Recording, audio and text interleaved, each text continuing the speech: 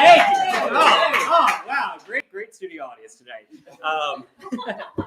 They're just here for freebies we give out every night. Right, Brandon? Exactly. Classic studio. So welcome to the Robert L. White Show. I have to actually look for a camera this time. I feel really official. This is kind of cool. So this is a long-awaited debate with Brandon here. I mentioned this in the podcast episode about N.T. Wright, when I got to actually talk to N.T. Wright about theories of justice, because I knew I was going to debate Brandon. So I got some tips from him.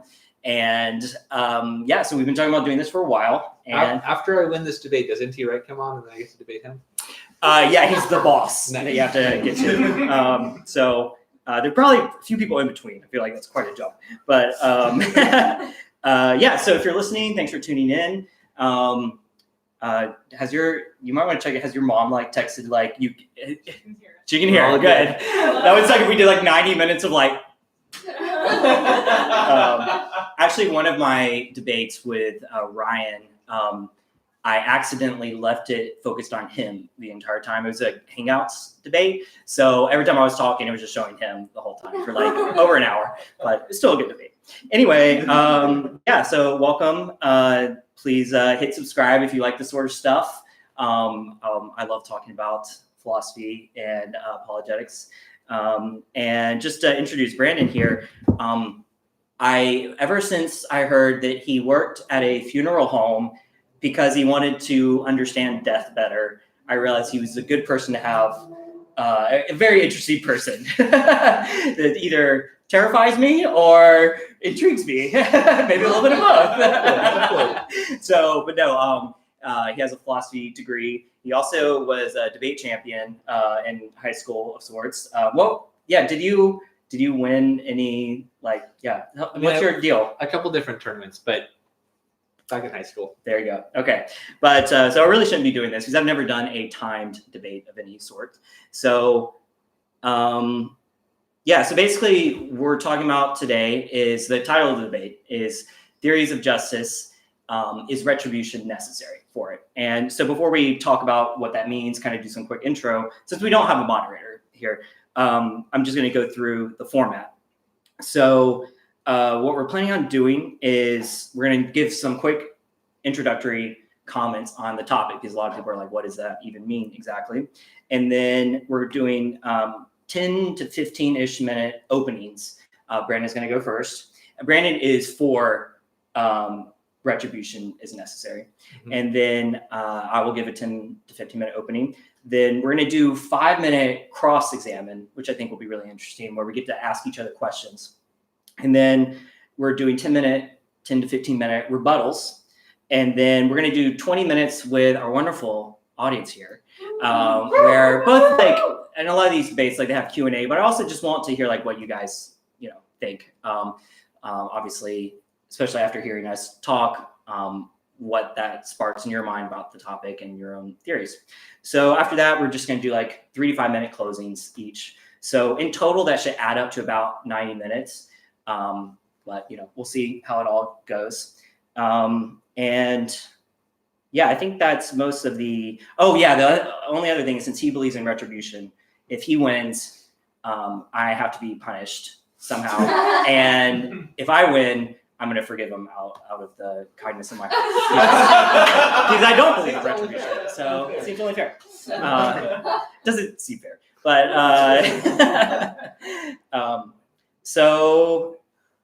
why don't we, did you have any upfront comments, or do you want me to handle it Go first? ahead and start, okay. And then I can fill in anything that I miss. Great. So first of all, I think this is interesting because it's funny that this is the most formal debate I've done on my podcast, and it's the one I probably feel the less secure in my position. I do hold it, but it's a very abstract topic, and it's a little hard to figure out exactly sometimes even how to describe it and what we're even talking about. It gets complicated. So I hold my position, but I see this as both a formal time debate and also a bit of an exploratory discussion, which I know you've also said that you're not staunchly on your side either. Yeah. So just to set expectations, I don't think either of us, well, you're the debater from high school, so we'll see how you do things. But at least for me, it will be somewhat exploratory because I'm trying to figure out what my viewpoint is as well. Mine definitely changed as I wrote this. So nice, good. Yeah, and like my goal with my podcast in general is to bring clarity. So we're both going to be trying to break the idea of justice into its component parts and figure it out. And so my main goal is that all of us would leave tonight feeling like we understand what makes up the idea of justice better, even if we change views or roughly keep the same view or whatever.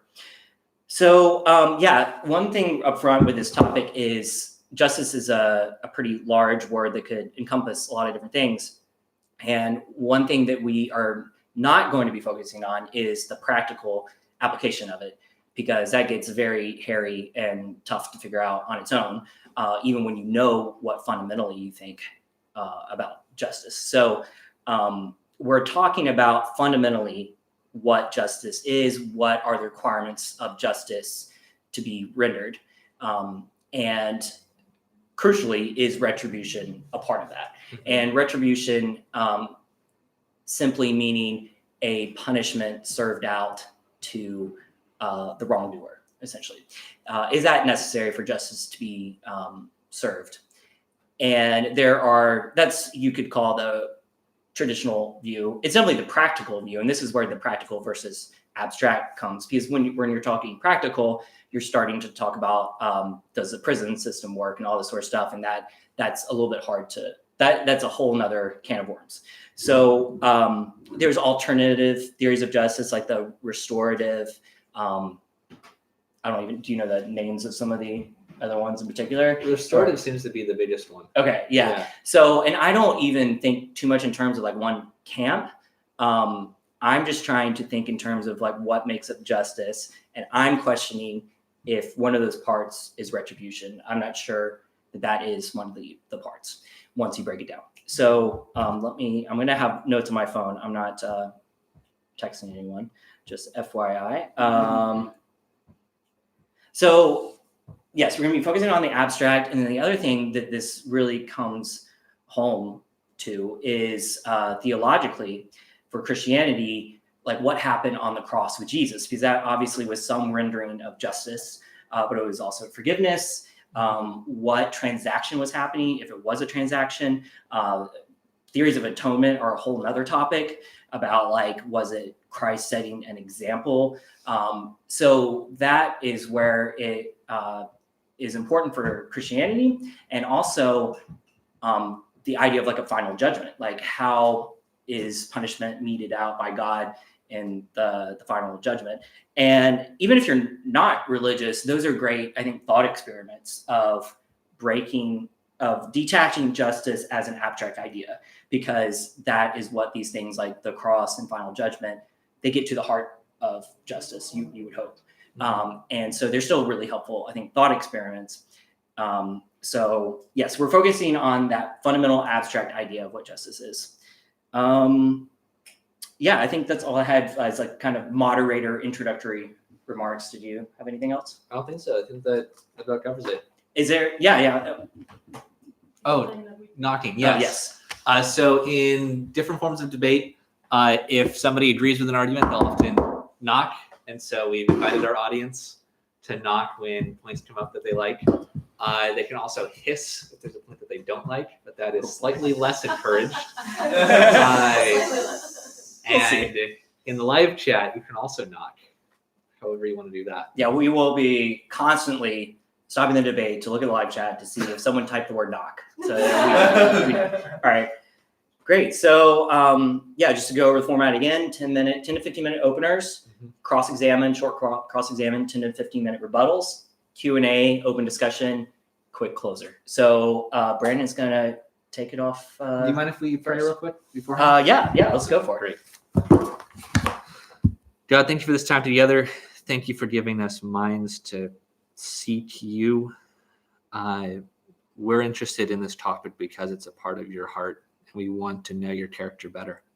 I pray that you would help bring clarity to us, help our words communicate, help us see each other and what the other person's saying. and help us have a good time with it. In Christ's name, amen. Amen. All right. So take it away, Brandon. Why, thank you, Robert. I'm going to start the timer on the computer.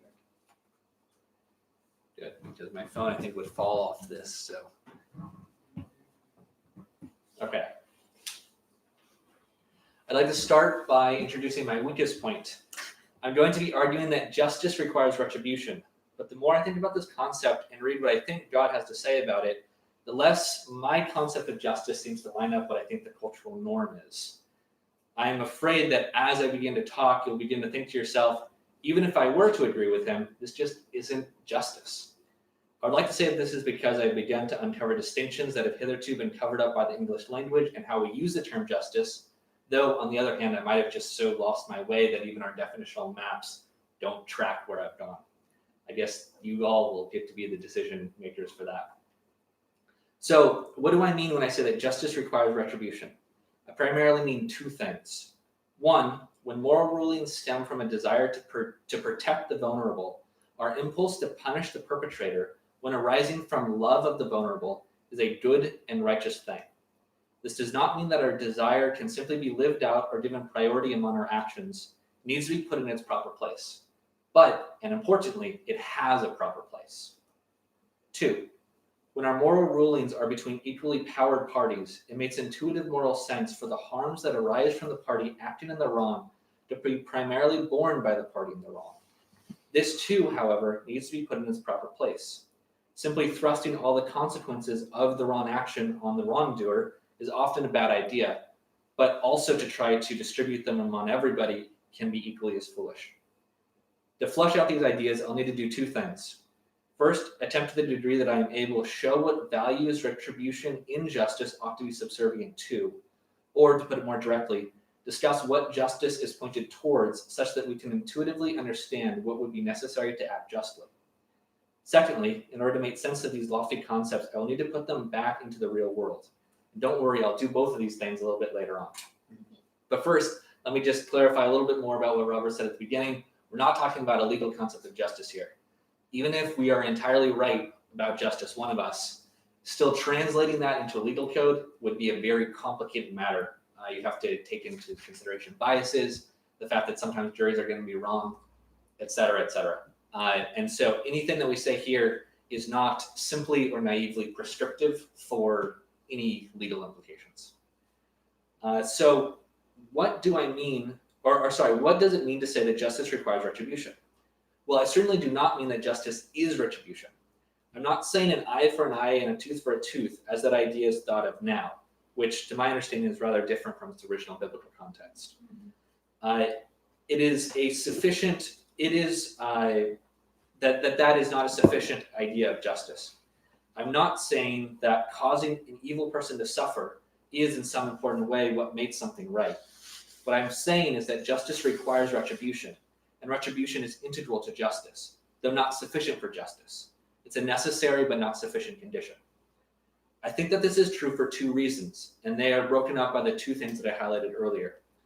One, I think that retribution is a part of the love for the vulnerable. When you love somebody, and somebody else who is, especially if they're of greater power, is hurting that person, the person that you love, you become angry. And that anger, while it can be a problem, also has a good function. That part of you that just isn't very sad when you hear that a child rapist was murdered in prison.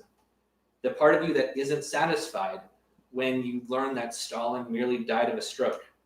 The part of you that roots for Liam Neeson in all of the Taken movies. That just isn't a bad part of you. There is something good to the fact that when I, as a grade schooler, learned that my little sister was being picked on by the boys in her class, that I had this impulse to beat them up. Oh, boy! No, this is Sophia. I had an impulse to beat them up. I didn't. It would have been wrong for me to do so. But that impulse wasn't bad. And to bring this back around to the event that actually started this discussion between Robert and I think that in the instance of the Passover, in the Exodus story, that while I don't understand how all of that worked out justly, I do understand that there is some deep part of God that says, I love these people, I love my people. And when other people go and slaughter their children for years and years and treat them horribly, that punishment must be served out. That is a part of loving the Israelites in that case. Okay, so now to the second point. Retribution is a part of making our actions meaningful. An action without consequences isn't something that we care about. It's not a meaningful action. That is why people who don't believe in the afterlife sometimes will argue that life is meaningless, since nothing that you do will matter in the end. Of course, what you do, even within this worldview, will change how the end is, i.e. the specific locations of certain particles will be different. But since we do not care about such a consequence, people then argue that life is meaningless. So likewise, if we had the power to just magic away all bad consequences to actions, as God seems to have, we would not want to have such a power, or we would not want to use it, for it would render our choices meaningless. If, no matter what you did, good things happened to you and everybody around you, you would not truly be a free agent. And so, to respect agency, there must be some sort of quid pro quo with your actions. Thus, we get two principles. One, the powerful stepping in, even violently stepping in, and maybe especially violently stepping in, to defend the weak or vulnerable is good. It, at the very least, passes the gut check with flying colors. And integral to this process is a form of retribution. The point isn't simply that we should cause evildoers to suffer. The larger part is to show that the sort of behavior that was originally harming the person that you love, that is not tolerable. And that is a form of showing love to the party that's being hurt. Liam Neeson's daughter sees love in her dad's bullet as it kills her kidnapper. Israel saw their God's love when he drowned the most powerful army on earth. The second principle is this: stripping actions entirely of their consequences does not respect people as agents. Likewise, bad things have bad consequences, at least for somebody. Making these cease to exist is not love, but infantilization. Let's put this in terms of a rather trivial example. Let's say that I were to borrow Robert's laptop and break it. And let's say that I was doing this maliciously. I learned that he had a really good speech coming up and I wanted to get rid of it, so I gave myself an advantage in this debate by destroying his laptop. And I know that he really likes his laptop. And let's say that he even has some of his last photos of his childhood dog on his laptop, and so I'm just being a total jerk. Now, Robert at first is going to be angry and want me to pay for a new one. And by the way, since he backed up everything on his laptop, he didn't actually lose everything. We then go down to the store, and Best Buy decides that they're having a free laptop day sale. And so we're able to not only get Robert a new laptop, but in fact, get him a better laptop than his original. In this case now, Robert has everything restored to him. He has a better laptop. The Best Buy people, let's say that they felt sorry for him, and so they even restored his old backup. He hasn't lost time. He hasn't lost really anything. But I guess the question is, does that seem like that is a sufficient solution for that situation? Has restoration, has really the end of justice come about if it doesn't cost me anything for being a total jerk to Robert? I think no, that is missing something. Now, of course, these sorts of situations where there is no cost are very rare in the real world.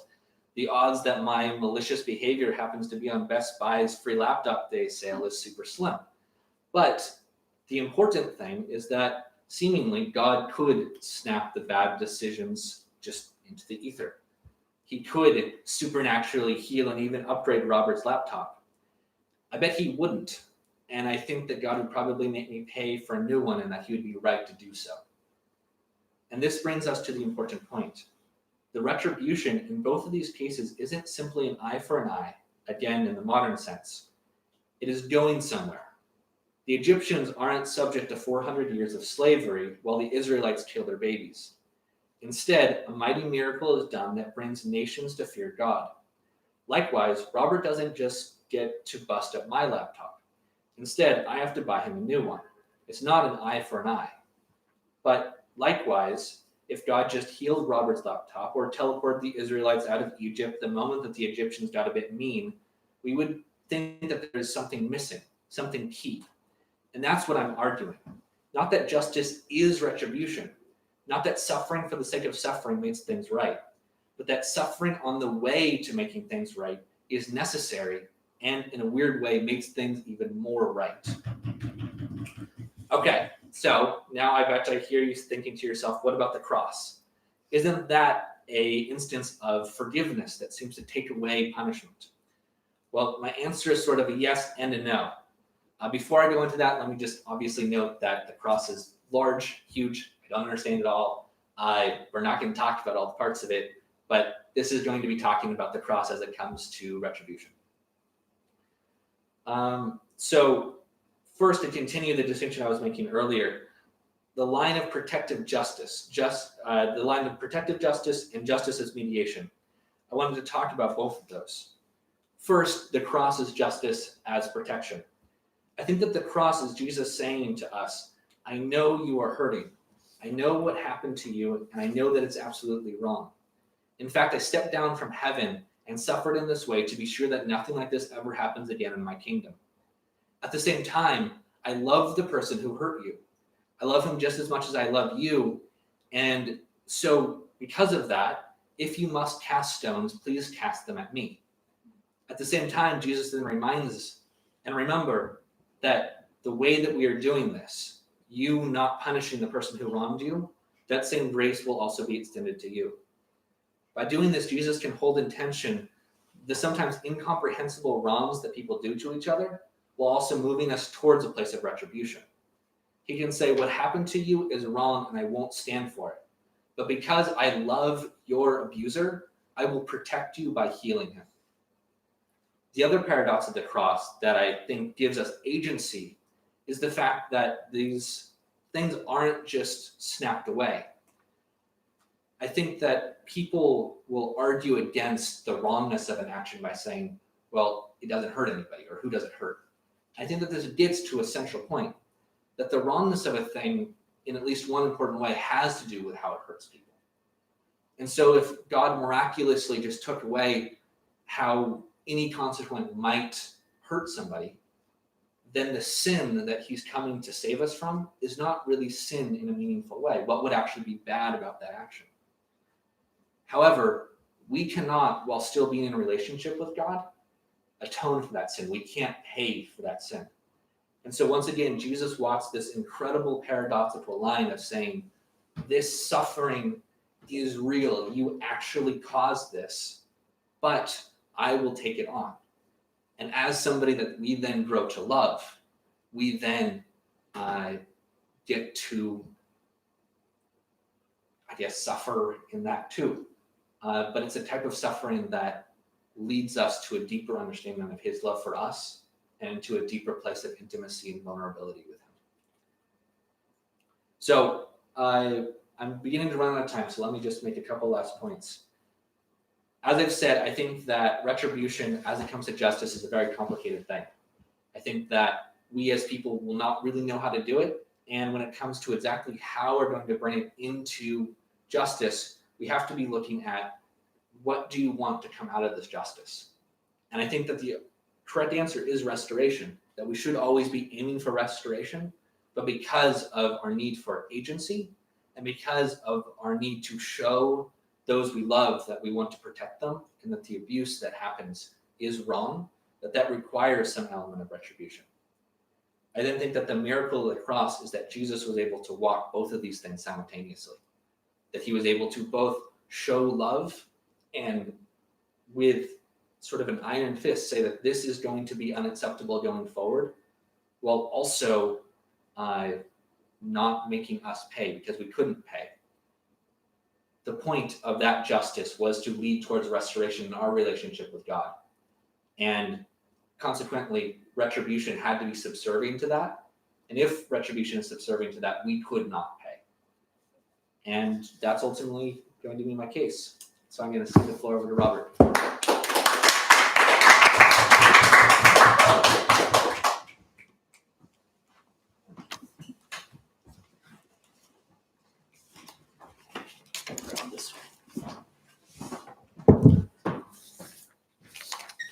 So Brandon used hitherto in his opening statement, so he might have already won. That's I don't know if I can rise to that. But yeah, I really appreciated your opening remarks, and in particular, how prepared you are. Might disappoint some for being, well, if you watch my podcast, you know that I don't script things out. So yes, mine is not as scripted, but I'd like to touch on some key points. And I'm going to say some things about Brandon's, what he said for my rebuttal time. But just up front, I think we probably do agree, honestly, 80 to 90%, I think. I think what I particularly want to attack, you've kind of already said you might not even hold yourself this position. So it'll be interesting to see how it plays out. So anyway, for what I want to talk about, I thought it'd be helpful if I started just kind of autobiographically how I started to care about this topic. And because I think it helps give understanding of why it matters. And Brandon really already brought it up, which is theories of the atonement. I grew up thinking there's really only one way of understanding the atonement, and in particular, a sort of extreme version of it, but what I would argue is maybe one of the most common ways people understand the atonement is that basically God had all this wrath built up because of sin, and he needed to pour it somewhere. And he was like, I'm going to pour it on all these people. And then Jesus was like, wait, me. And he was like, okay, like that. And then it's like, and it's almost like Thanos, like, like shooting someone with like a power beam. And then it's like, all right, what were we doing? Let's get on with things. So it just kind of feels like immediately, if you start to view it in almost that kind of metaphysical sense, some very weird questions arise. One is, and Muslims bring this up against Christianity often, actually, and it's been charged against Christianity since the earliest days. Is it just to actually have an innocent person pay for another's sins? Is that just? Like, we could do it, but is that actually moral to do that? So that comes up. Another, I think, a bigger question is that really forgiveness? And I know Brandon touched on that some, but it starts to seem like, wait, doesn't that mean God got his payment still? If he still got his payment, is that forgiveness? Like, if God needs, once again, this is a caricature, but I think it verges very close to how a lot of people think about this. If God needed to punch someone and someone else stepped in, God still got to punch someone. Like, isn't forgiveness not to punch? So it raises some very interesting questions that I will return to. But basically, what I like to do is try to, well, first of all, I want to give a name to that. Basically, as I conceptualize this and would listen to pastors, and not just pastors, really theologians, people very respected. I mean, this is a very common view. It's starting to seem like there's this thing that I like to call the cosmic accounting book. That there's this accounting book in the cosmos, and when people do something evil, we go into the red. The cosmos goes into the red. We're in debt, and we got to get that back somehow. And it really starts to seem like a numbers game. And that's God's wrath. And it's like you can almost do math equations with it. And so it's this cosmic accounting book that I take umbrage with, basically. And what I would say is, I would be happy if when we leave tonight, everyone is at least suspicious of the cosmic accounting book.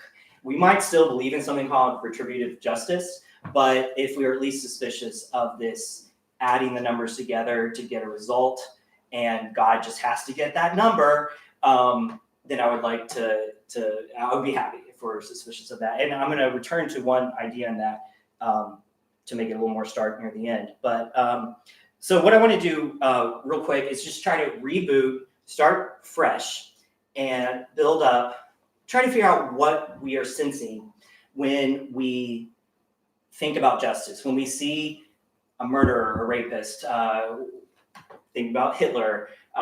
We're going to have a debate about how long it took before Hitler came up in this debate. So, but yes. But when we think about that, what is it that we're sensing? It's both basic and primal and also complex. And it also quickly turns into something negative that we call personal vengeance. And often personal vengeance ends up being we do something worse than the original crime, and we might still enjoy that. It might still feel good. So it's not, we can't totally base it on that. So anyway, I got a little bit of a knock on a sofa, so you couldn't hear it, but it happened. All right. So let's picture a scenario where we see someone on TV, a high-profile trial of like someone who did something truly atrocious.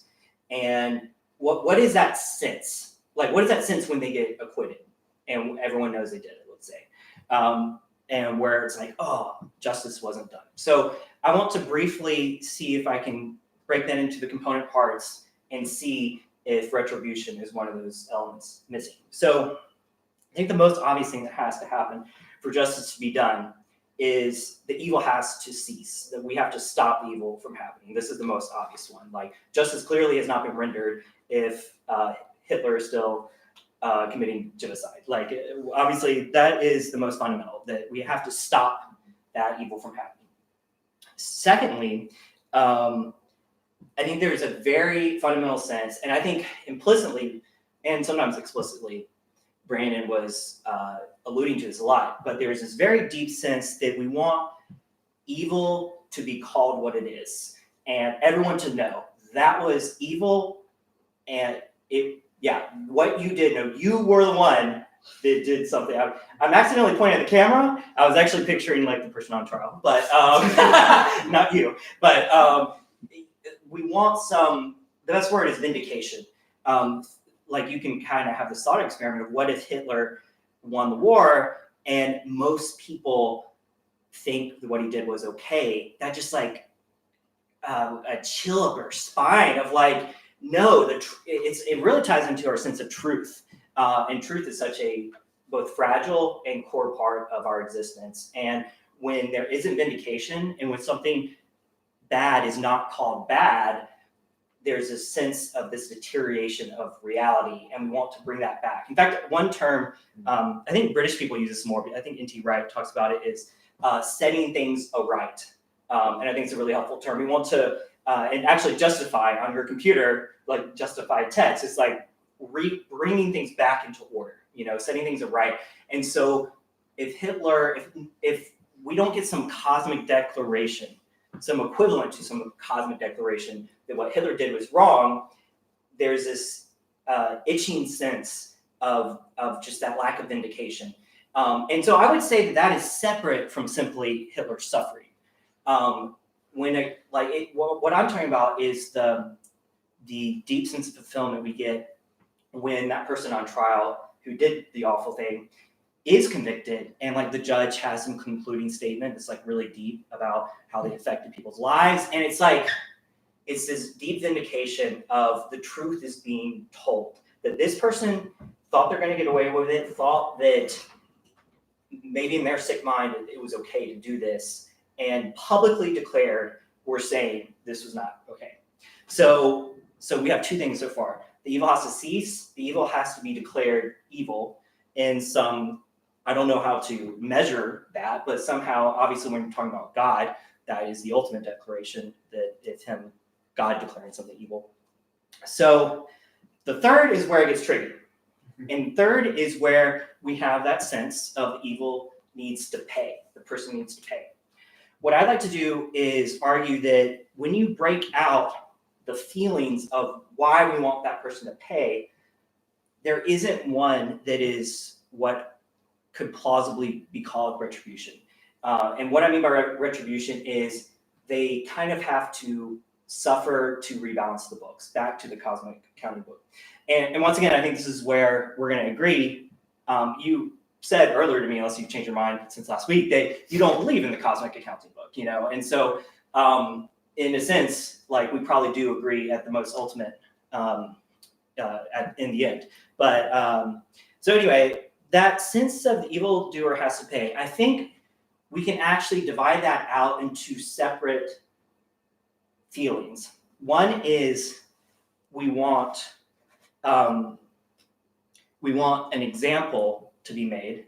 So that goes along with the vindication of what is right and wrong. We want, if this person serves time in jail or is executed or whatever, then that really, I think a large part of the satisfaction is not the mere fact that person suffered. I think the larger thing is the vindication of that was wrong. So I think that partly ties into a sense of it being declared that truly was wrong. So in a practical circumstances, the best way to get that vindication of that was truly wrong is that they actually have to suffer, because it kind of seals the deal on that. Secondly, deterrence. We naturally want that, and this goes with example. Setting an example is we want to set that. We want to have deterrence for future acts like that. A third is an unhealthy sense of vengeance, and it's natural to us, but we all know at some point that is a poisonous thing in our humanity, that we want them to suffer for suffering's sake. So I would argue that on a practical level, when we want someone to pay, we want an example to be made, we want deterrence, we want that vindication that was wrong, and then we also have potentially a negative component of us simply enjoying seeing that suffering as a kind of rebound effect of our own suffering, that truly is the bad version of eye for an eye. So I guess what I would argue is retribution might be necessary on a practical level as a tool to affect these other parts of justice. But I think it's very different when you say retribution is literally absolutely core to justice, where justice has not happened until this person suffers. I think the formula is justice hasn't happened until this person suffers, because when they suffer, the downtrodden will be vindicated. An example will be set. Deterrence will happen. In other words, I think retribution is often a tool, but when you actually put it as part of the absolute core of justice, it actually can encourage vengeance. It gives you a reason to feel justified in your own sense of vengeance. When you want to pay eye for an eye for someone, you can appeal to this idea that the cosmos is out of balance until they suffer. But I would argue the cosmos is out of balance until the evil ceases, there's divine vindication, all that sort of thing. So I just don't think it's absolutely core. And just to give an example of what happens when you make it absolutely core. So I already talked about some of the things in the atonement where you start to get these kind of absurd scenarios. Another part where retribution theory becomes absurd, I think, is in the final judgment. A lot of times people have questioned, how could God torture someone for eternity for a time-bound life? They didn't live for eternity, so why are they being tortured for eternity?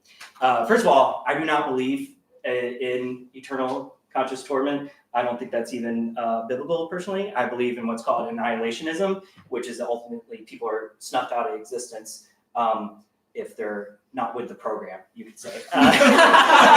This is getting off topic, but the point is, like, the whole eternal conscious torment was, that I've never bought into that.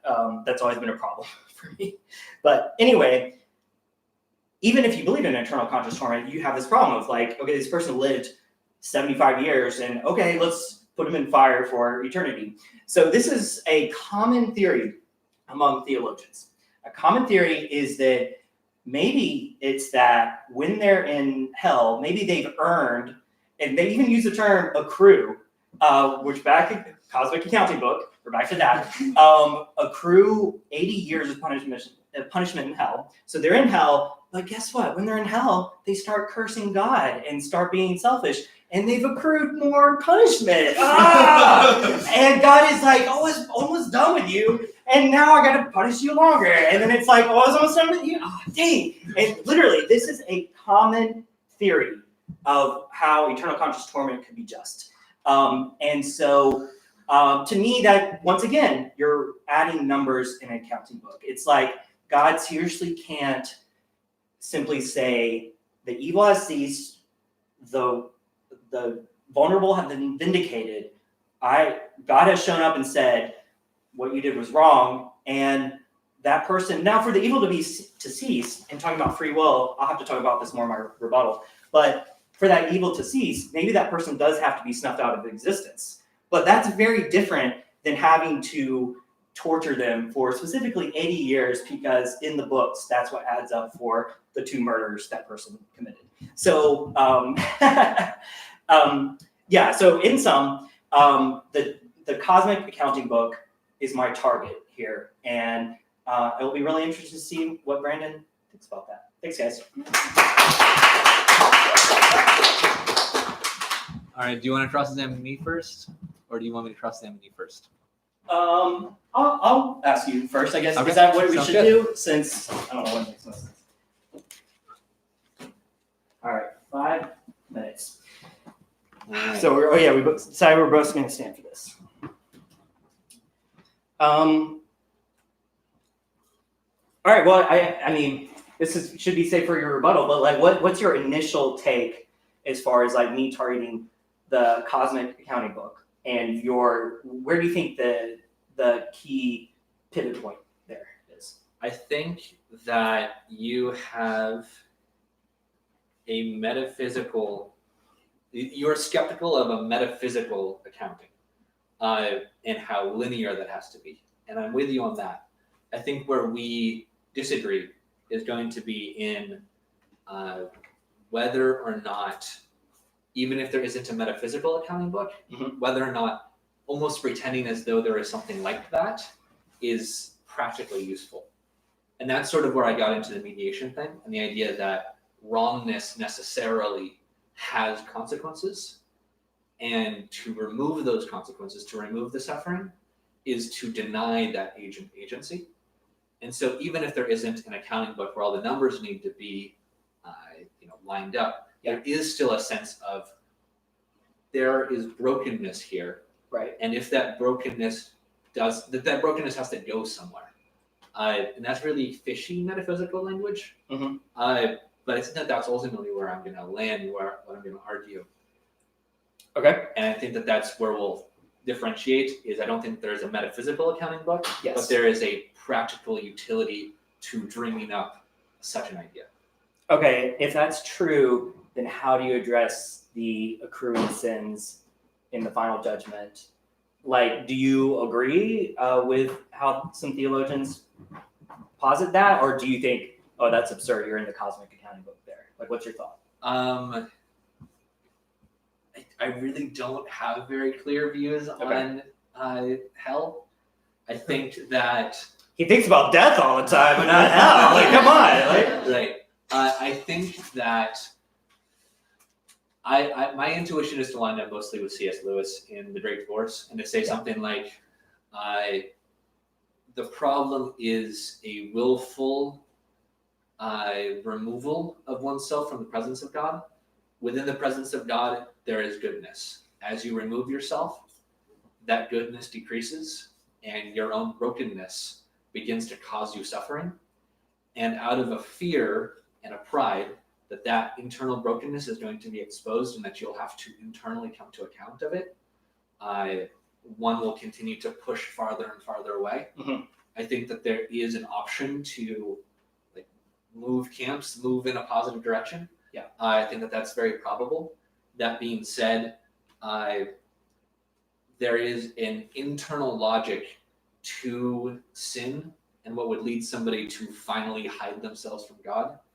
And I think that there's a potency to this life and our ability to change courses that may or may not exist in the next. So would you say, just at first blush of my presentation of the accruing sins in hell, what does that sound to you? Like ridiculous? Does it sound, I mean, I know I made it somewhat of a caricature, but I really use the same language basically they use. So I mean, what's your take? That's a deeper view of hell, what you just described. But what I'm saying, where it really does seem like you're adding up sins, got to push them back. Oh, you added up some more, push them back. What's your initial take? Is that could be on target or not? I think that the ridiculousness there is that God is actively punishing them. That God's standing up there and is watching and is saying like, "Oh, I'm gonna have to put you in a hotter fire now." Like, like that's the ridiculous part. Yeah. But the idea that they are actively paying for something that is still a heart issue, I think that that's really the issue. Is that in their heart they are still fleeing from God and not believing in the goodness of God. But isn't that focusing on restoration instead of retribution? What do you mean? He said focusing on their heart, that their heart isn't in the right place. So Yeah. is it any point of their suffering for them to be restored rather than they simply have to suffer for their sins? So again, I think that this is going to be a central point, is that I think that justice needs to be headed towards something. Yes. And that justice as a concept can't be simply this, like, moving back to neutral. It's Yes. something better than that. But I think that that requires retribution to some degree. All right. Well, that was 5 minutes. We can just leave it. All right, perfect. Go forward. Okay, so you talked about this setting a right. Yes. What does that concept mean to you? It means the components that I described. So Okay. it's the evil ceasing, it's divine or like public vindication. And then I think practically speaking, we're going to be bothered if there is no example set, no deterrence, whatever, because we have to keep on living life and this person isn't changed. So yeah, I would say it's all those combined.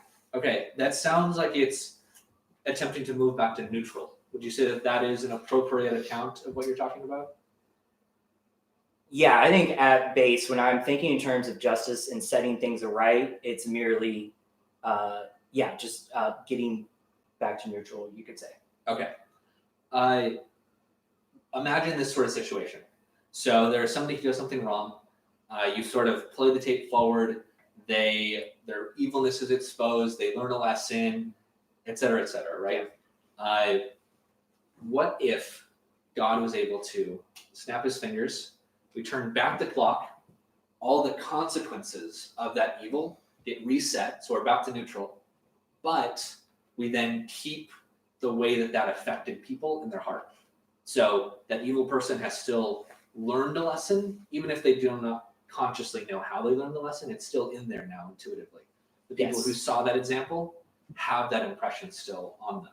Okay. Would you say that that would be a good thing or a bad thing?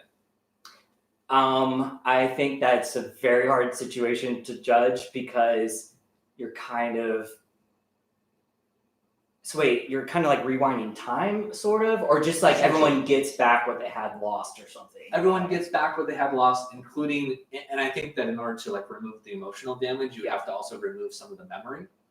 And so that's why it's sort of easiest to think about it as jumping backwards in time while keeping some of those effects. But I'm tempted to say yes and no that satisfies it because it might sort of technically, but it's also sort of envisioning such sort of an absurd reality. If that is taking place, it's hard to even have intuition about how that works or feels. I just feel like we're stepping. I see what you're getting at, but we are stepping out into a little bit of a bizarre world that's hard to judge. But I could see saying that satisfies it. Okay. I think. Okay, you think that I could potentially, yeah. Okay, so then I guess my question for you would be, if, presuming obviously that God wants the good things to happen and to minimize bad consequences, why would God not do that all the time? So this is definitely a key point, and it has to do with, I would say, probably comes down to free will. And this is something you touched on, and I think we probably are in full agreement. This is a very Greg Boydian take, but I think free will, when God gives it to us, is to some degree irrevocable. And if he constantly stepped in to stop us from doing something evil, then we don't have free will at that point. So I think that starts to potentially violate free will, where So to yes. take it a level deeper, I guess why is free will good in the bad instances? Why is that something that we should still protect? Because the only way to get rid of the bad instances is get rid of free will, and then God is just hanging out with robots. Okay. Okay. And why is that bad? I'm tempted to say you have to ask God, but I mean it's because presumably God wanted people to have relationships with, to make other entities like him that have free will and can experience love and live life like that. And so you can't do that with a robot. Okay. I guess last question, Jerry. You mentioned something about an unhealthy anger and an unhealthy vengeance. Yeah. Do you think that there's such a thing as healthy forms of those things? What was the first one? Vengeance and what? And anger. Anger. Anger definitely at evil, for sure. It gets complicated when you're talking about that evil embodied in a person who is not pure evil themselves. But yes, anger, I mean, I definitely believe Jesus was angry at Lazarus's death, the evil there and stuff like that. So vengeance, it's interesting, actually, when I looked up the definition of retribution, it actually said vengeance in one of the definitions. It says like vengeance taken to repay or something like that.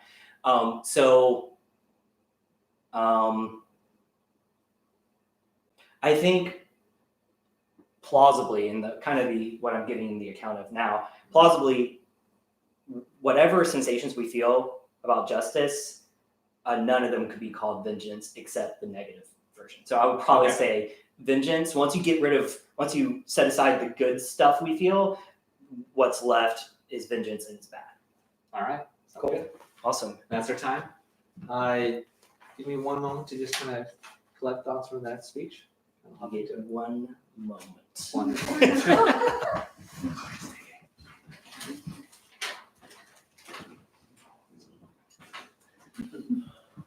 You guys enjoying this so far? Oh, yeah. Okay. We have Conan O'Brien coming out later. All right. Okay, let's go. So unfortunately, I think that Robert and I kind of have some different views on what exactly we need to be talking about here. So I'm going to, as best as possible, bring our thoughts together in a way that they can really interact well. I'd like to start with something that was really illuminating to me when I was thinking about justice in sort of a biblical context. I was reading through Exodus, and there's this great part in Exodus 22, and obviously the Exodus and the law are full of these things, but it was just the one that was very salient to me at the time. I talked about a man who leaves a hole uncovered, another man's ox falls into the hole, and then that ox dies. What do you do? Because the man who left the hole presumably wasn't doing it maliciously, but the ox is dead. How do you try to deal with this in a way that lets both parties feel like they haven't been taken advantage of?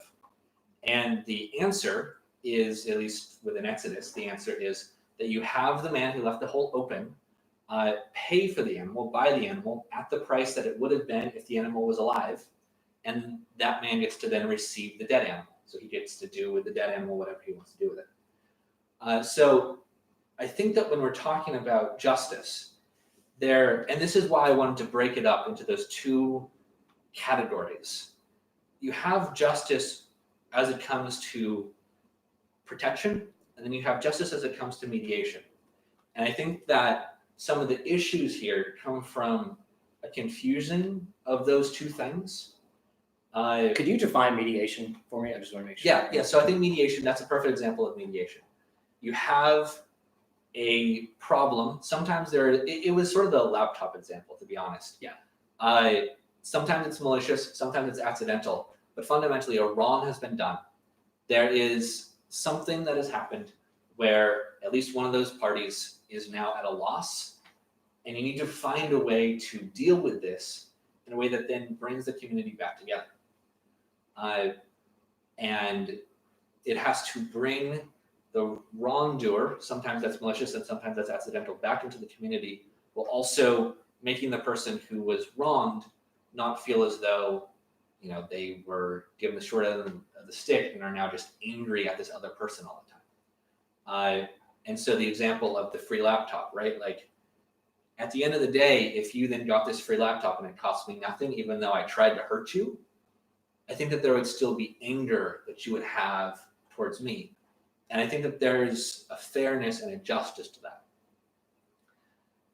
And I guess that's really where I want to ground my case. But let me do a little bit of point for point talking through what you talked about, and then we can move forward from that. So Robert's main point was this idea of the cosmic accounting book. He said that there's a ridiculousness to the notion that justice is about just rebalancing the numbers. And I think that he's right in being skeptical of the idea that there is such an accounting book and that there's a calculus that can be done in a simple way. That being said, I think that there is not a calculus in a discrete way, but there's an emotional calculus that can be done. And that is sort of what I'm talking about with the idea of the man who leaves the hole open, right? Where if nothing were to be done, all is just forgiven, I think that the man whose ox was killed is going to be angry.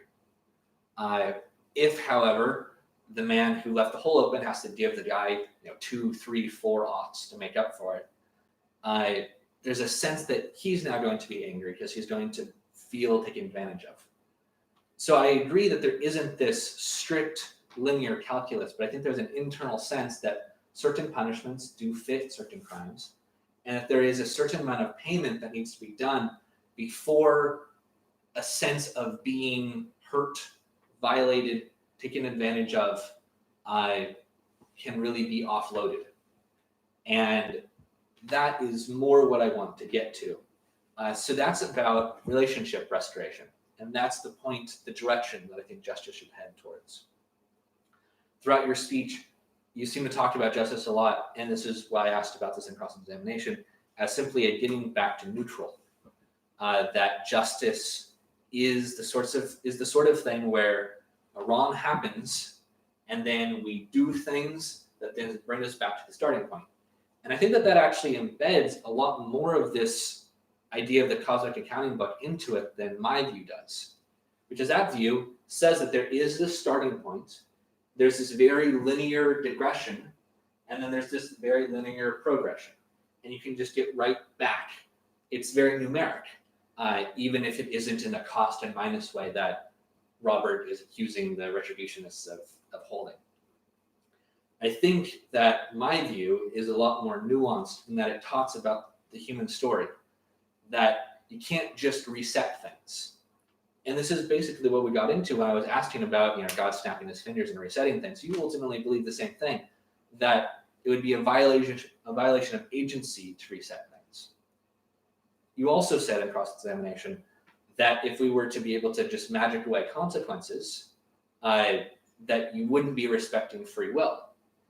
And so I would like to then bring this back to the point that I was making about the purpose of retribution, the underlying purpose of retribution, is a respect for agency. That if wrong is done, then there is consequence to that. And if that consequence is just taken away, then you have violated that agency. To ground this a little bit more, and I know that this is a little bit of a strange example, but I'm trying to think on my feet as best as possible.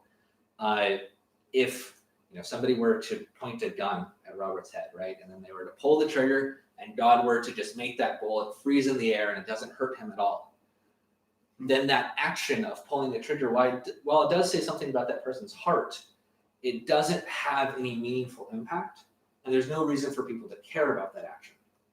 If it's just a one-time miracle, it's kind of cool and it doesn't change too much. But if that's the way that the world is run, where every time I do something dumb, the consequences are just sort of wiped away, then I would no longer really care about my actions. I would have no reason to want to try to mature, to learn discernment, to try to become a better person. And so that then leaves us with a world in which when wrong happens, necessarily there has to be some sort of payment. There has to be an experience of that badness. There has to be a taking on of that consequence. And that is what I mean when I say that retribution is necessary on the path of restoration. In order for there to be restoration, somebody has to take that on. And in the case of the atonement, that's Christ. And in the case of mediation, I think that's often going to be the person who did the wrong thing. They should, to the degree that it's possible, take on the larger amount of that. Though that's where the discernment and the complexity of trying to apply this in a legal context starts to come in. So coming back to this cosmic accounting book idea, I too disagree with it in a metaphysical way, but I think that both Robert and I's presuppositions about agency necessarily do say that wrong leads to bad things, right leads to good things, and so those things have to come about, and the only way for them to come about meaningfully is for them to be experienced by somebody. From this, Robert talked about his definition of what he thinks would be necessary for justice to be done. That the evil has to stop, that the evil must be called evil, and that the evildoer, he thinks that there's a certain sense in which he needs to be made an example of, there has to be deterrence, there has to be something like that, and that's part of this impulse. And I think that is true to a certain degree, at least that the evil has to stop for justice to happen. That's true. That the evil has to be called evil. I also agree with that, and I think that's in large part what the retribution accomplishes. But then this final point, I guess I think that I don't think that this is a sufficient explanation of what justice is. And to explain this, I want to move on to the other line of justice that I talked about in my opening speech, that of protective justice. To go to the example that I got to make a humorous gaffe about. When my sister was being bullied, I had that internal impulse to want to beat up those guys who are making fun of her. And I think that in Robert's view, that is necessarily a bad thing, that's the unhealthy vengeance. And he seemed to draw this out, but the distinction that I would like to make here is that there is a distinction between a desire to do punishment out of a love for the victim versus a hatred of the perpetrator. And that is the key distinction here. And I think that there is an internal sense of that. I unfortunately don't have a great example of this off the top of my head, but if you're watching an action movie, like when the bad guy dies at the end, you feel good about that. If that ending were to be dragged out for 45 minutes where, James Bond just like tortures the evil guy in increasingly brutal ways, eventually you just like be sick of it. Because we have an internal sense that like there is a distinction between making things right and sadism. And moving out of revenge and hatred of the person, you're right, that is insatiable. You can't make a thing right by harming somebody. That being said, when you love somebody and another party is treating them as worthless, as somebody who can just be used, stepping in and declaring that that is not true, that this person is loved, is worthy of protection, that those actions were wrong and will not be acceptable, is something that makes this first person feel loved. I think that that's really important. To sort of put it trivially, I think that the Israelites leaving the Red Sea after it closes on the Egyptians kind of feel like the prom queen of the world. Like God is stepping in and saying, you are so meaningful to me that I am willing to protect you in these rather dramatic ways. And I think that that's crucial for rectifying the Israelite sense of identity. And and it comes out of love. Again, it's not the angel of death systematically going through every Egyptian house and torturing every person. It is specific, it is directed, and it is to say that treating these people and to not fear God is inappropriate. And I guess I think that is where Robert and I, at the core, disagree. As I'm viewing justice as this, I guess, a narrative. Something wrong has happened, and that damages people, and in sort of a metaphorical way, the structure of reality in a way that can't just be brought back. And so in order to rectify that, there's a series of actions that need to be taken, and I think that those necessarily, to some degree, include the suffering of the evildoer. And that's to say that these sorts of actions, these wrong actions, are inappropriate. And it's to say that when we act carelessly or maliciously, there are real consequences, and that's important.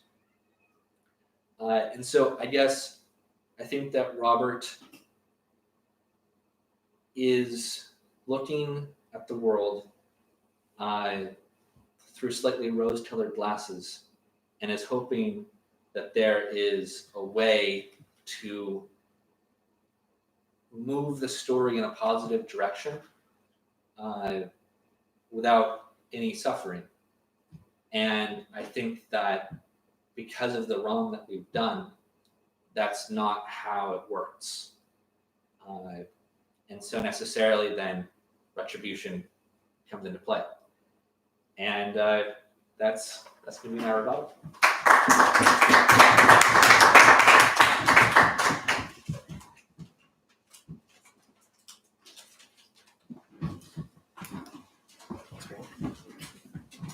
So just to remind everyone where we are in the debate, this is my rebuttal. He just gave his. After this, we're going to do like 20-ish minutes of Q&A, and also hearing from you guys what you think on this topic. Obviously, you each need 15 minutes of prepared statements, and you will be judged, but with retribution. Yeah, so that's where we're at. And then we're going to give quick closing statements. But anyway, to get going here. It's really interesting because it sounds like you don't agree with the kind of metaphysical cosmic accounting book. And I applaud that because that is my main target. And I would say that like that is a very common way of looking at things, even almost explicitly with like the terminology of accruing certain amounts to be paid, but that sort of thing. So I took notes on your rebuttal. I think I'm going to start by talking about what you talked then. I might jump back to your first speech, but another thing, you're talking about the complexity of this. When I lived in Boston, I met this girl who actually, she became a Christian. She was an atheist. She became a Christian studying philosophy at Harvard, which is not something you'd normally expect. So she actually had a whole article in Christianity Today about her. And her father is a philosophy professor, an atheist, I think. He's an atheist. I think he's a philosophy professor. And they were writing a book together, she said. And somehow they started talking about like just desserts, like in the idea of deserving. And they said they just like had to stop there and like, what does it mean to deserve something? Like you can get stuck for weeks on that word, deserve. Like what do we mean? What do you feel when you deserve? Like these things are very tough to parse through. So it's okay that you struggle. Just kidding. Thank you. Okay, we said we would have some digs on each other. Okay, I'm getting this. Oh boy. Okay.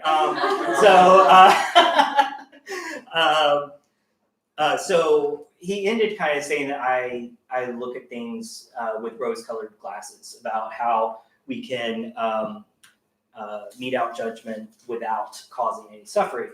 What I liked about that is I would say I explicitly disagree with that statement that we can hand out judgment without suffering in this world with the parameters that we have. Like the only way, did I bump the camera? I just want to make sure, is it still, okay, I think it's still good. At first it looked like it was like tilted way over, but one thing, and I think this will help to know where I'm coming from. I've very much bought into this Greg Boyd view. He's a Christian philosopher of that when God wants consequences to happen, all that God has to do is withdraw, and there's plenty of evil agents to go around to collapse and attack. And that's precisely what happened on the cross. God did not have to come down, the Father in person, and kill Jesus. All he did was withdraw protection, and Romans were there to kill him. The Jewish leadership, the powers behind them. There's plenty of evil to go around, and God just withdraws. So I think with the rules of the game that we have here on Earth, and with free agents that are fallen, I think that to keep the engine going, retribution might, for all intents and purposes, be necessary. But I just think when you're talking about that, you're getting more into practical application rather than kind of cosmically what is needed for justice. Because I think what happens is, I think the steps in reasoning where people go wrong is there's a sense that here on Earth, day to day, we need retribution. And mainly, ultimately, for the reasons I think of, like setting an example, deterrence, so mainly for practical applications, but also for that's probably wrong to say mainly for practical applications. It's also for the other principles of making sure the evil ceases and of vindication, of public vindication. So we use retribution as a great tool for that. But I think the steps in reasoning where it goes wrong is they start with, okay, it's a tool that must be just a core component of justice. Therefore, this exchange is happening on the cross and in hell, and all of a sudden you're in cosmic accounting book. So I'm just not sure we need to make that move where it goes literally inside of what justice is. I think it's another way to look at it is there is a lot of God has set things up to where a lot of things naturally rebalance themselves. So if you're lazy, you're generally going to have consequences for that without any external agent doing something. Someone has to prevent consequences. And I think that's what God is normally doing plenty of the time. So when he protects us. So I think retribution is a human tool to rebalance things. That we try to rebalance things when we see it. When there's a hole and the ox falls in, we want to rebalance that. And so we use the tools that we have. But I don't think that means, okay, kind of metaphysically, this is justice. This person losing their ox because this person got it. I think all of a sudden you've elevated it to a point that it doesn't belong, is kind of how I would say it. So let me see what else I got here.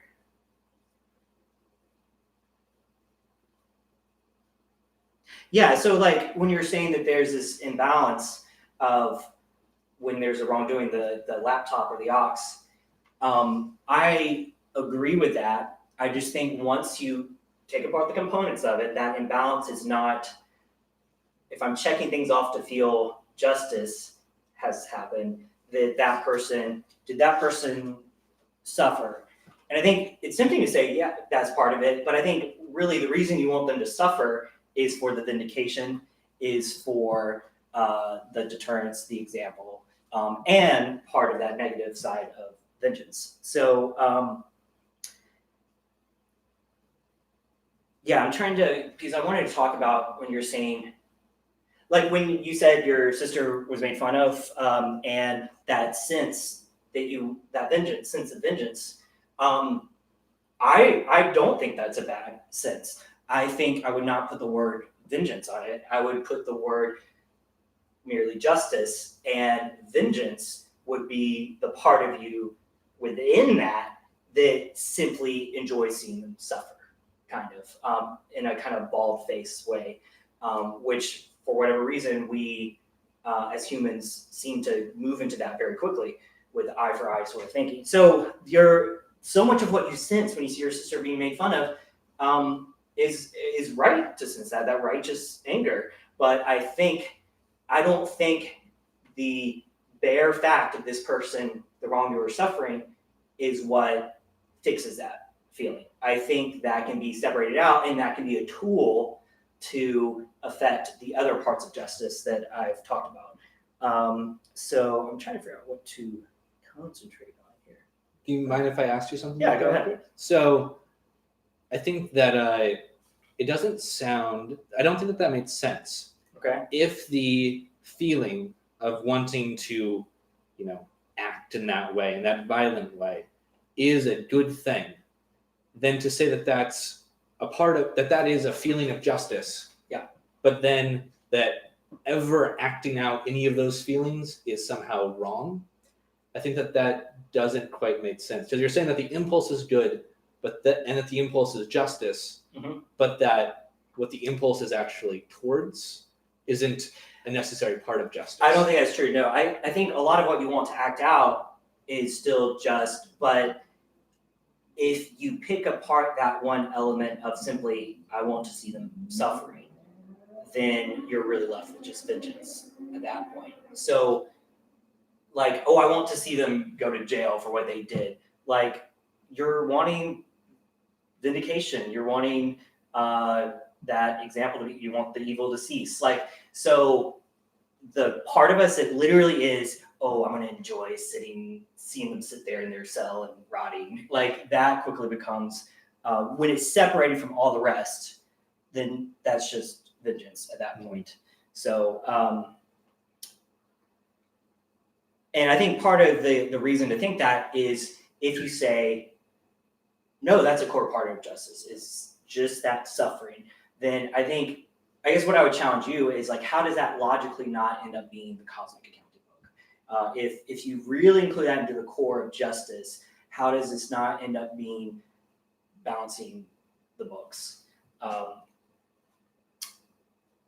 Yeah, and a lot of what you talk about is like moving forward, which is great, but you're starting to put the focus on a more practical view of how justice works, and retribution might be a great tool for that, but you're not, at that point, you're talking about how to keep the world moving rather than how to restore justice in a kind of cosmic sense, because just abstract versus practical.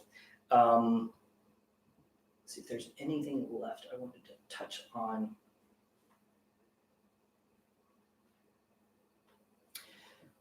Yeah, I would just be curious to, I guess I'm not totally convinced how, when you move retribution fully within the core idea of what justice is, how you don't end up with the cosmic accounting book.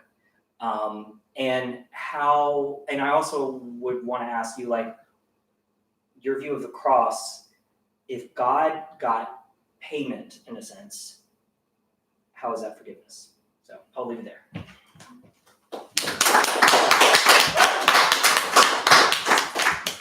All right, guys. All right. We're on to 20 minutes or so of audience Q&A discussion. / counter arguments. So, who wants to speak up first? What you got? Who's got something?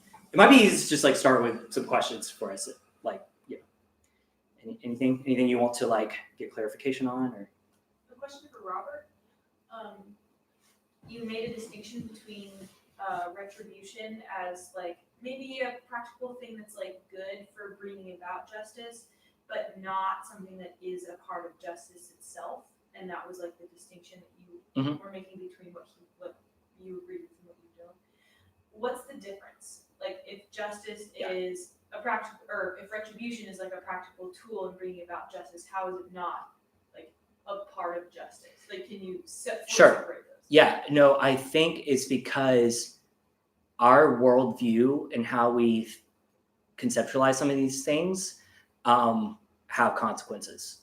So even though it might seem subtle at first, but like I think one of the consequences is you end up with the cosmic accounting book of that Hitler needs to be in the torture chamber for 1,000 years before we can let him out, and how does that math add up and stuff like that. I think it also can give a rationalization for vengeance, because you can think, you're probably not explicitly thinking these words, but if you think that suffering, that retribution is absolutely core, then it's like, this person hasn't suffered, so the cosmos will be more right if I cause them to suffer some, because that might be literally true on the retributive theory.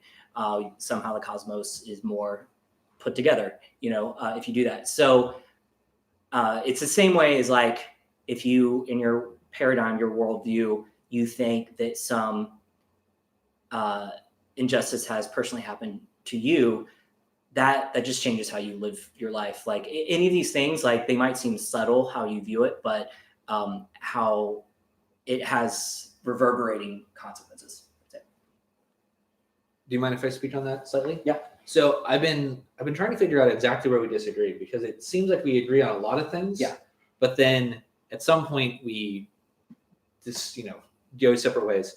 I think that part of that has to do with us being in these mindsets of sort of presuming what the other person is trying to say. Mm-hmm. But I think that another part of it is like, we both agree fundamentally that there is a consequence to action. And I think that where we start to diverge is that you think that is merely practical. And I think that is actually an abstract truth that is good. That God creating the world such that there are bad consequences to bad action, that is a good thing. And that's a part of justice, that's a part of God designing the world to function in a just way. And so what that then leads us towards is that I think that what you're pushing back against is this like judge sitting up on a big stool and like dishing down judgment all the time. That punishment is an active thing. Yeah. And where I'm coming from isn't so much that like, in order for things to be made right, somebody has to hurt this person. I think that because of certain contextual pieces, sometimes that's going to be the case. But that in an abstract way, it's not that like punishment as this, agent, this wasn't going to happen already. An agent goes like, smack, now you're in pain. I think that the idea is just simply that when you do a bad thing, bad things happen. When you do a good thing, good things happen. And that I hold that to be good. Yeah. And abstractly true and moral. And so consequently, justice as a movement towards making things right needs to bring in the things that are abstractly true and moral. Mm-hmm. And consequently, you have to reckon with that. And oftentimes that's going to be embedded into the world. And we agree on that, but I don't think that it's merely a practical matter. You seem to say that it is a practical matter. And that's why I was trying to push you with those sort of like, imagine we could reverse time and make it so the world is different. Right. I might address some of that in my kind of closing statement, but I think maybe one distinction is, I'm going to lose it now, but it's a practical, I think it's a practical matter to then affect some abstract cosmic things, which is like this public vindication. So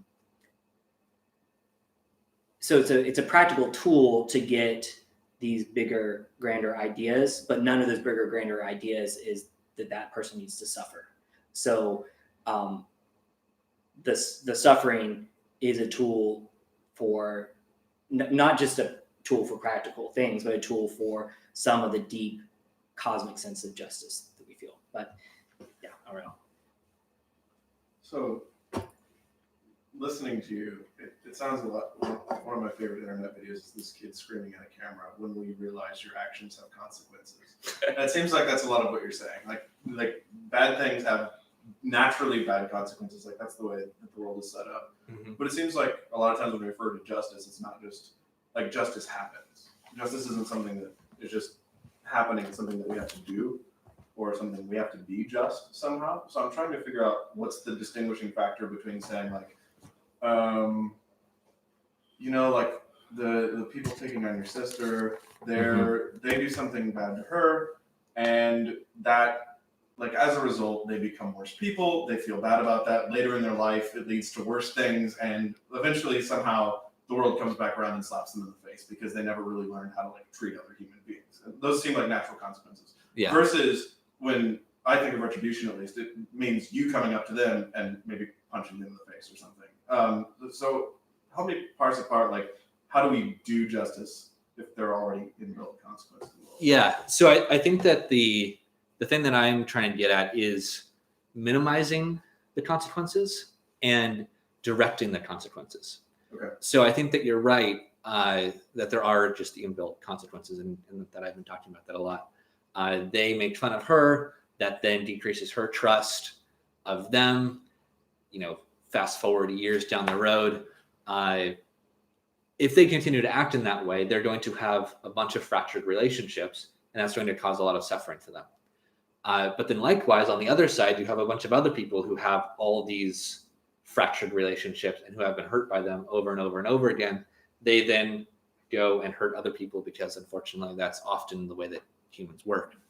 And so I think that is when justice is something that we are specifically stepping in and doing.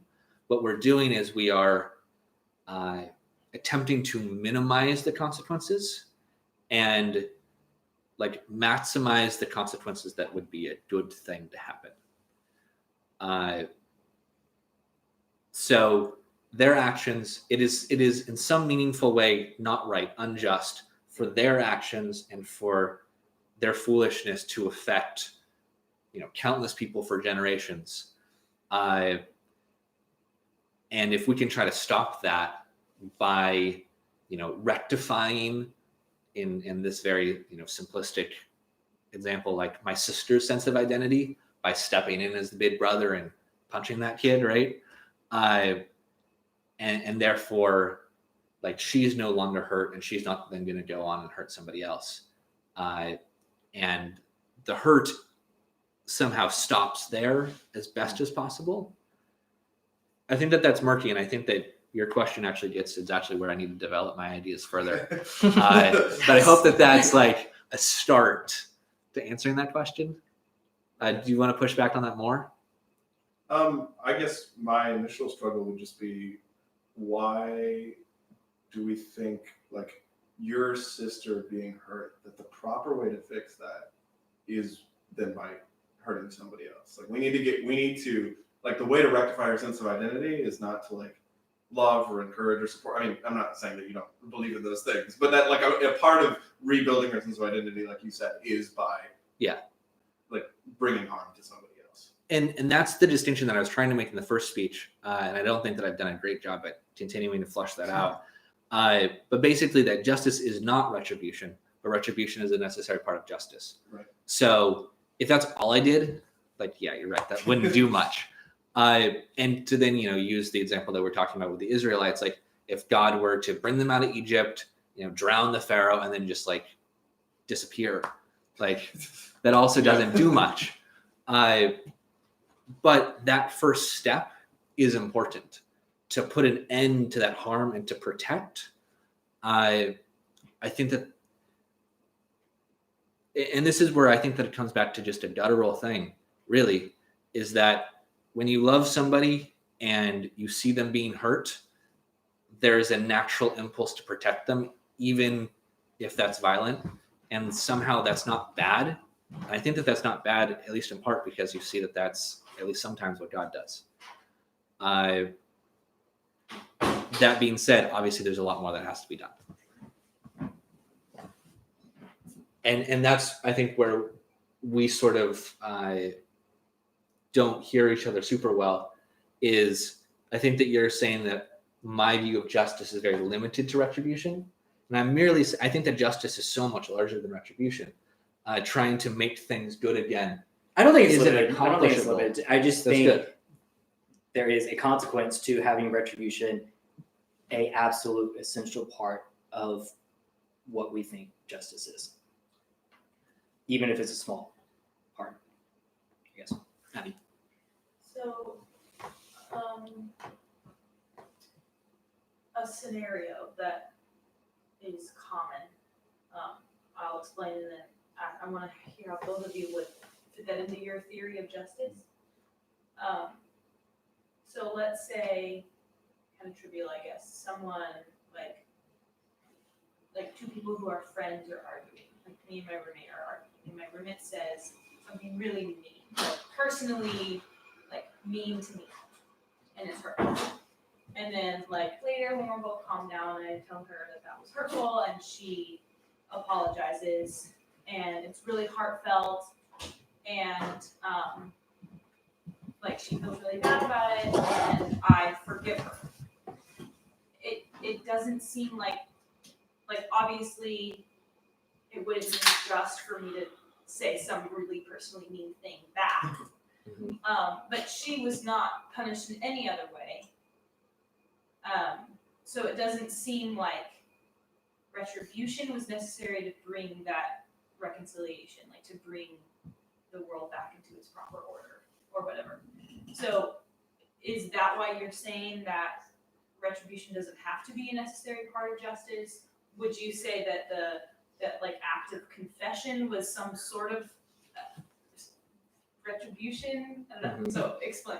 I'll go first. If that's Okay, right. yeah, go ahead. Yeah, no, I think that's a good example of that. In my opinion, if you have retribution as truly essential to justice, then something is still out of order with the world at that point. And I just want to ask why? Who is making us make your roommate suffer so that things get back to order or something? Like retribution hasn't happened, and yet, and this is where it gets, and where we agree, there's built-in suffering there. Your friend will experience some sort of suffering of recognizing that evil was done, that the vindication. So that was the point I wanted to make, that a lot of the recognizing the vindication, you're not going to get through that without scars and realizing, oh, I hurt my friend and all this stuff. But the retribution to me is not core in that instance. So I would say that I think that that's a perfect example. And I think that justice is moving towards the restoration of that relationship. And I think that a retribution, or that restoring that relationship, requires, like you were talking about, that she feels penitent about it. If she made some, an attempt at a personal dig, then went, consulted her journal, realized, I guess statistically that's not true about you, and then came back and said, after reevaluating the evidence, you're not an idiot. I apologize. Congrats. yeah. Like that this was merely a factual scientific thing, that would miss something. And that she feels the weight of the fact that she has ruptured this relationship and has hurt you in some way, that's integral to the process of bringing about restoration. That's mostly what I'm focused on. Just an observation, Robert, when you talk about retribution, you often use the word suffering synonymously. And this example might seem to point out that retribution is more than just someone physically hurting or suffering in some way, and could also include some sort of sorrow or conviction that leads to confession. Yeah. Does that seem accurate? And to piggyback off of that just a little bit, when I was talking about the atonement at the beginning, one point that I was trying to make but was running out of time, and so condensed it to the point where I don't think it was really made at all, is that that I think part of how that Christ's forgiveness still allows our decisions to have meaning, is in the fact that we know that Christ suffered for our bad decisions. And so because we love him, and because we can see how we're fracturing our relationship with Jesus, with our Father,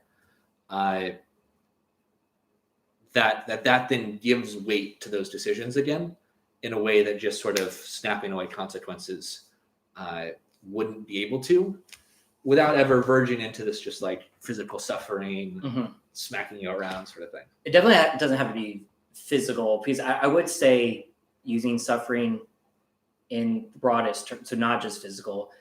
If there literally was no suffering, then I do feel like retribution didn't happen. You think justice would have happened? That's a separate question. I'm just trying to address, she was bringing up if like that I equate retribution to suffering. And broadly speaking, yeah, like I think if literally no one felt any sort of pain, emotional, physical, did retribution even happen? Like, yeah. Cool. Yeah, I think you both brought up eye for an eye and tooth for a tooth, but never actually like discussed what you thought about that in your terms of justice. So I would like to know. It's a good one. You want to go first on this? Sure. Okay. So I actually put that in my notes. I was going to put it in my closing, but you're saving me time. First of all, Jesus repudiates eye for an eye, which brings up textual problems or theological problems of Jesus's view of the Old Testament and stuff like that.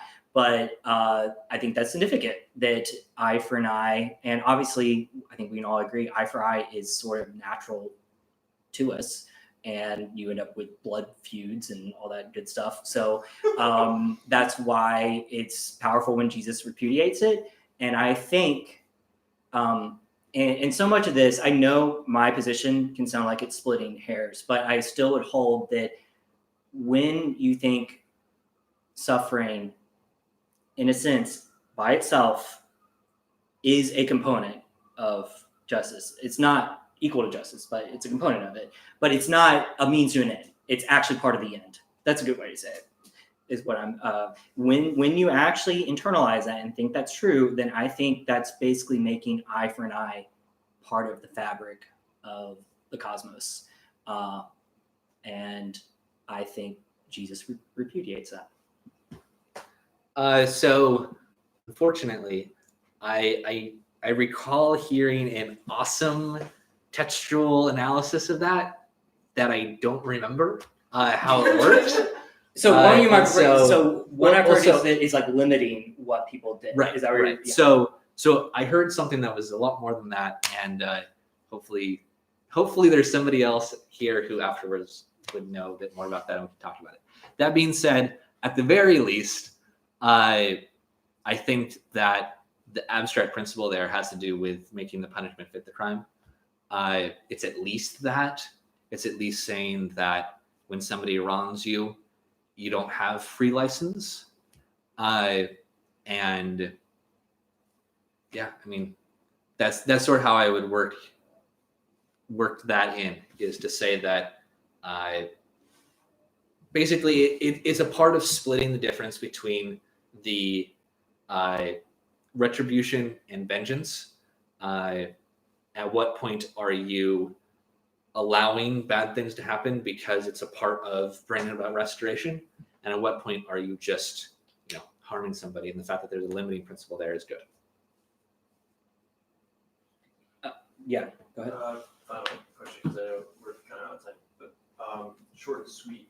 How do you guys both feel about retribution in terms of a need for it? Like, is it always necessary if it's already been done in the past? And I think you brought up a good example is someone's able to come to terms of like what they've done wrong because they've been punished in the past for that, and you regain that perspective whenever that conflict is brought to them.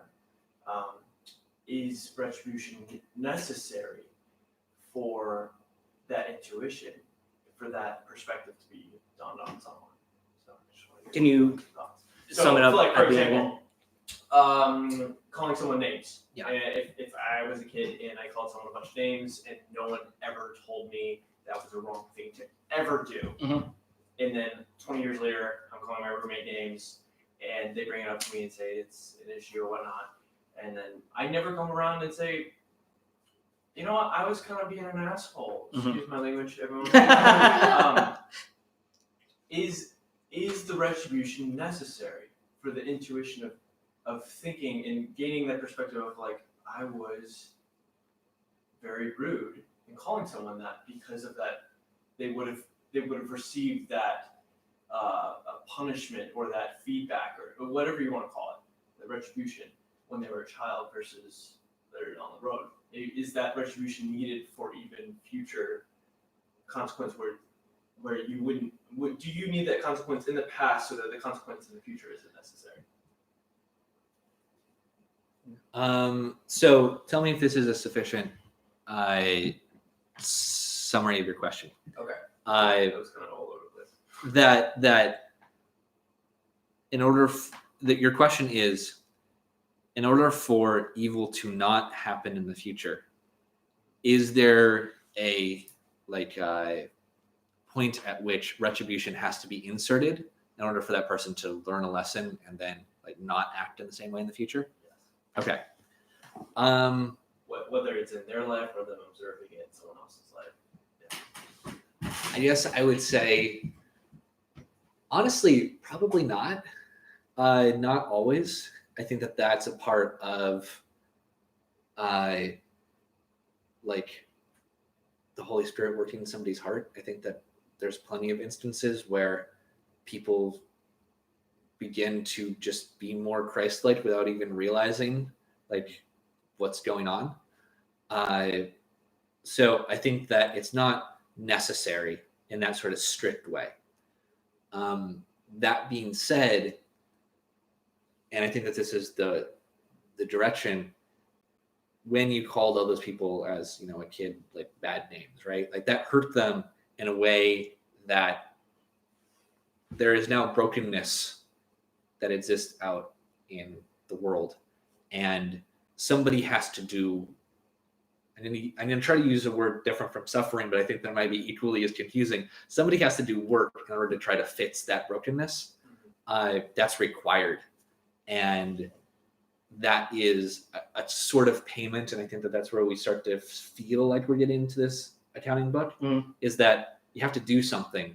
And maybe not even you, maybe it's somebody else who's in relationship with them. Somebody has to do something to stop that brokenness from just perpetuating. There has to be an action of repair. And yeah, that's sort of the thought there. So I do think you said retribution is not strictly necessary. Not strictly necessary for the person to change, which is distinct. So justice is unrendered at that point if retribution didn't happen. So I think that that's where you get into, like, and I hope that I'm not just shoehorning concepts in at this point, but you get to like Judgment Day, right? Yeah. Where the wrong that you did that Christ may have fixed in your heart without you even realizing, like, is exposed. You get to face that for what it is, but still know that he paid for it. And so I think that there's still justice in that sense. I guess that's what I would say there. In some ways, I feel like your question was more towards his view. I don't know if I have. I figured It fits more naturally. Back it up or not? Yeah, I mean, I think it fits more naturally with my view of the idea that, like, if the other boxes were checked, we don't need to add in that person suffering to get there, I guess. But any other quick thoughts from you guys? Sweet. Well, when this is all over and done, we'll have plenty of time to chat some more. Anyway, though we'll probably be playing piano and catchphrase. But anyway, do you move on to the closing? Yeah, sounds good. Yeah. So Okay, Brandon's gonna take it first. So I think that the biggest spot that we didn't do very good at in this discussion is that I don't think that we use terms in the same way. And unfortunately, I don't think that just defining them at the front would have helped too much with that, because it's not a strict definition, but sort of the way that that definition has roots into other concepts that we disagree with. Our worldviews are different, and so consequently, the way that we use language is different. So I think that there was a lot of confusion that happened as a consequence of that. That being said, I think that I guess I'll now just summarize our major points. I think that my biggest point is that when wrong happens, there's a gut feeling that something needs to be done to fix that. And it's not just like happy, happy, joy, joy, snap, it all goes away. There's something to it.